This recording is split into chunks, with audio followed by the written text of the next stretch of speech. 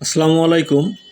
Khulna new Suman sound থেকে LED TV নিয়ে আমরা যাচ্ছি যশোর ঝিনাইদহ জোহান ড্রিম পার্কের উদ্দেশ্যে।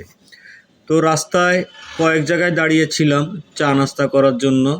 আমি, রাব্বি, সিয়াম এবং সুজয় যেতে যেতে যশোরে মোড়লি মোড় থেকে মণিহার পর্যন্ত যে সুন্দর দৃশ্যটি, রাস্তার দুপাশে রাস্তার মাঝখানে যে আইল্যান্ডগুলো খুবই সুন্দর লাগছিল, এই সুন্দর উপলব্ধি করার জন্য আপনাদের সাথে ভিডিওটা শেয়ার করতেছি।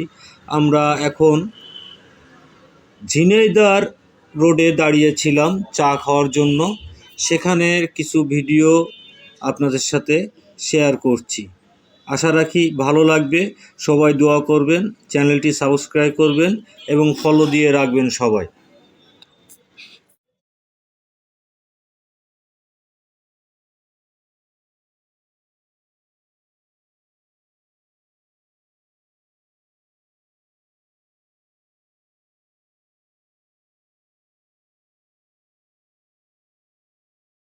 আসসালামু আলাইকুম। আমরা চলে এসেছি জোহান ড্রিম পার্কের ভিতরে এলইডি টিভি নিয়ে আমাদের ভ্যানুতে যাচ্ছি। আমাদের সাথে আছে রাব্বি টিভির ইঞ্জিনিয়ার এবং আমি। আমাদের ট্রাকের পিছনে আরও অনেকেই আছে।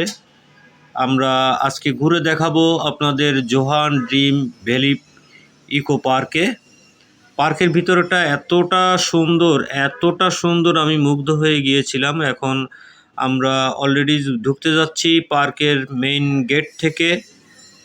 পার্কের পাশে আরেকটা গেট ছিল, যদিও ওই গেট থেকেই আমরা ঢুকবো, তা নাহলে আমাদের গাড়ি ঢুকবে না।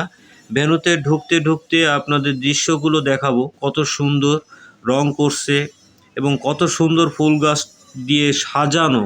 আমরা অলরেডি ঢুকতে যাচ্ছি জোহান ড্রিম পার্কের ভিতরে। আমাদের রাব্বি অনেক কথাই বলে, কিন্তু কাজের সময় কাজটা ঠিক করেই। সে আমাদের ইঞ্জিনিয়ার। আমি তাকে অবশ্যই বেশি কোনো কথা বলতেছি না। পার্কের ভিতরে দেখেন কত সুন্দর জায়গা, কত সুন্দর দৃশ্য, প্রত্যেকটা দৃশ্য যেন মনোমুগ্ধকর। এই মনোমুগ্ধকর আপনাদের সাথে শেয়ার না করে পারলাম না।